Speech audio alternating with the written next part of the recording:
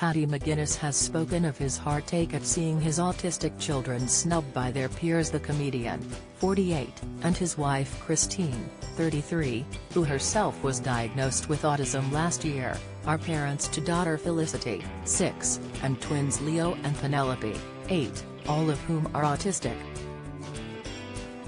Question of Sport host Paddy says he struggles to see other children react to his offspring when they try to greet them.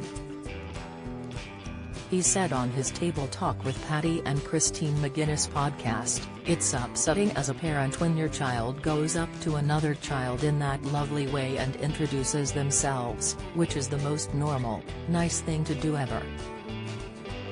But most kids will look at that as, what the hell is going on here? They don't understand it. As a parent, it's heartbreaking."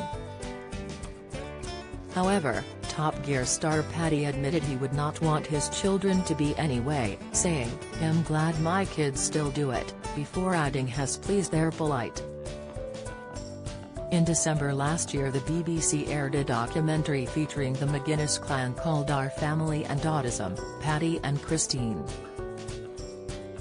During the show, the couple spoke to autistic children about their experiences and consulted with development experts about their brood. They also dispelled the dangerous myths surrounding links with autism and vaccines with leading scientists. Before the show followed Christine on her own journey to discovering she too is autistic.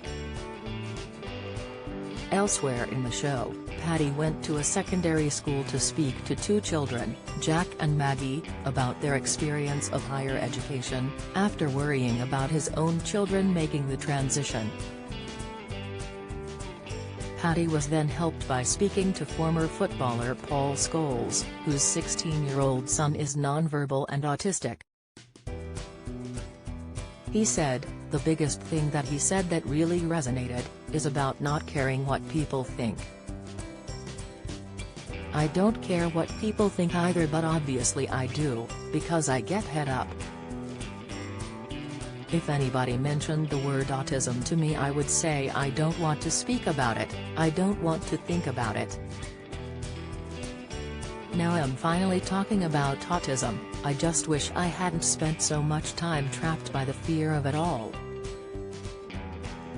Later in an emotional moment Paddy also revealed he spiraled into depression and threw himself into his work as he struggled to cope with his children's autism diagnosis.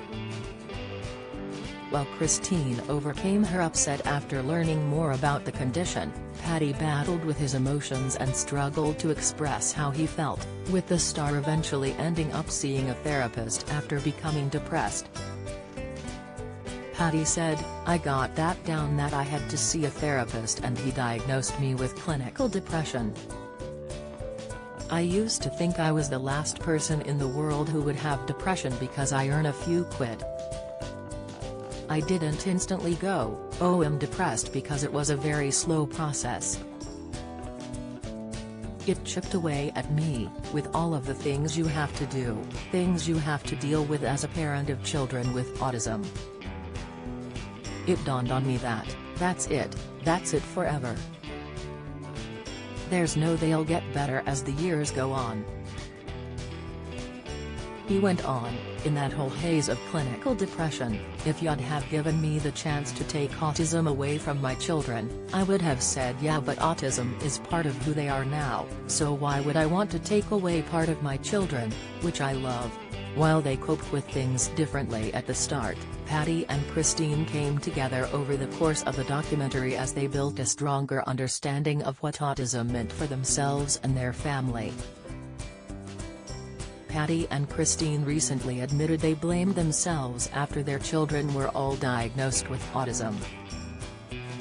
It came to light during production that the former Real Housewives of Cheshire star was autistic herself, which caused her to put to bed any of her parental worries.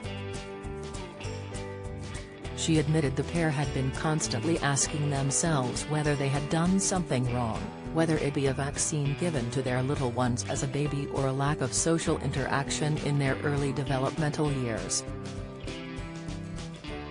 she told The Telegraph, so when they weren't speaking, socializing and weren't eating food, I instantly blamed myself.